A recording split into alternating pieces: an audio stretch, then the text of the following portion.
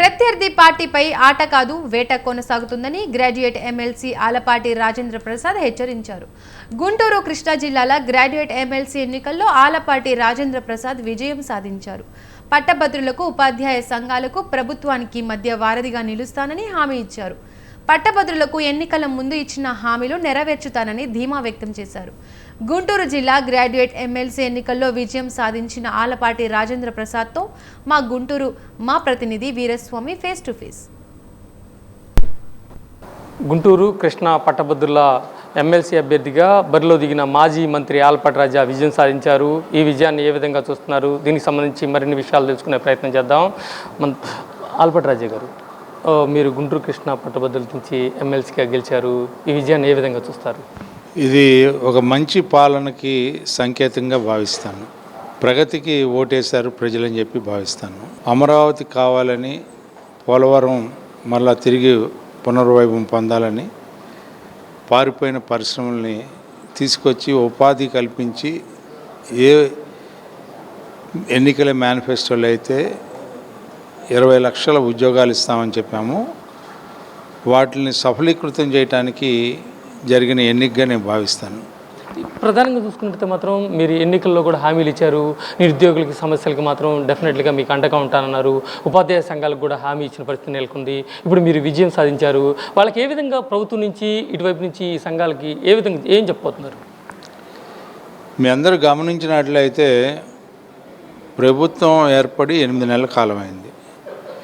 ఈ 8 నెలల కాలంలో దాదాపు 29,000 కోట్ల రూపాయలు గత ప్రభుత్వం చేసినటువంటి బాధ్యతారహితమైనటువంటి అప్పులను కూడా మా మీద వేస్తే వాటిలన్నింటిని కూడా తీర్చడం అనేది మా బాధ్యతగా భావించి, ఎందుకంటే రైతులకు ఎగ్గొట్టారు, ఉద్యోగస్తులకు ఎగ్గొట్టారు, విరమణ చేసినటువంటి ఉద్యోగస్తులకు ఎగ్గొట్టారు, కాంట్రాక్టర్లకు ఎగ్గొట్టారు పనులు చేయించుకొని. ఫీజు రీఎంబర్స్మెంట్ ఎవరైతే విద్యార్థినులు హైయర్ ఎడ్యుకేషన్లో చదువుకుంటా ఉన్నారో, professional courses, technical education, medical courses ఏది చదువుకున్నారో, విదేశీ విద్య ఎవరైతే చదువుకుంటా ఉన్నారో వీళ్ళందరికీ కూడా కొన్నిటిని పూర్తిగా రద్దు చేశారు, కొన్నిటికి బకాయిలు పెట్టి వెళ్ళిపోతే ఈ రోజున వాటిలన్నిటినీ ఫేజ్డ్ మేనర్గా వీటిలన్నిటిని కూడా వాళ్ళకి ఎవరైతే లబ్ధిదారులు ఉన్నారో వారికి సహాయం చేయటమే కాకుండా వారి యొక్క బకాయిలను తీర్చే కార్యక్రమాన్ని ఈ ప్రభుత్వం చేపట్టింది.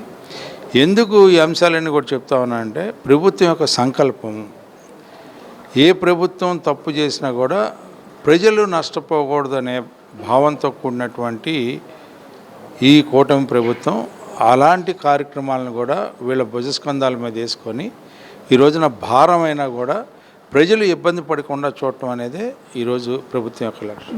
మీ విజయంలో కొంతమంది కూడా గెలుపులో చూసుకుంటే మాత్రం కూటమిలో ఎమ్మెల్యేలు కూడా గెలిచిన వాళ్ళు కూడా మీకు సహకారం అందించాలి, కానీ కొంతమంది మాత్రం తెర వెనుక రాజకీయాలు చేశారు.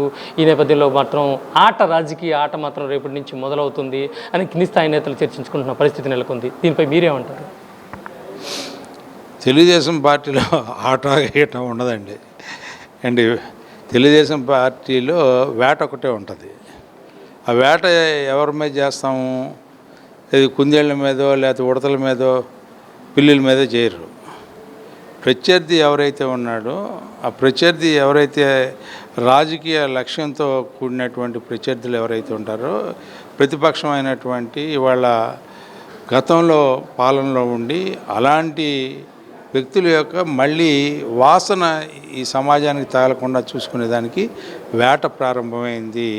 అలాంటి ఆట ఏదైనా ఉంటే కూటమి ప్రభుత్వం ద్వారా ఆ ఆట వేట రెండు కూడా ప్రారంభమైందని నా ఉద్దేశం. మొత్తంగా చూసుకున్నట్టే మాత్రం ఎమ్మెల్సీగా విజయం సాధించిన మాజీ మంత్రి ఆలపాటి రాజా చెబుతున్న పరిస్థితి, ఇక ప్రత్యర్థులపై ఆట కాదు ఇక వేట కొనసాగిస్తామంటున్నారు. దీంతోపాటు చూసుకున్నట్టే మాత్రం ఇటు పట్టభద్రులకి మరోవైపుని చూసుకున్నట్టే ఇటు ప్రభుత్వానికి మధ్య వారధిగా నిలుస్తున్న తన అభిప్రాయాన్ని వ్యక్తం చేస్తున్న పరిస్థితి నెలకొంది. కెమెరామెన్ సీన్తో వీరాస్వామి, స్వతంత్ర టీవీ, గుంటూరు.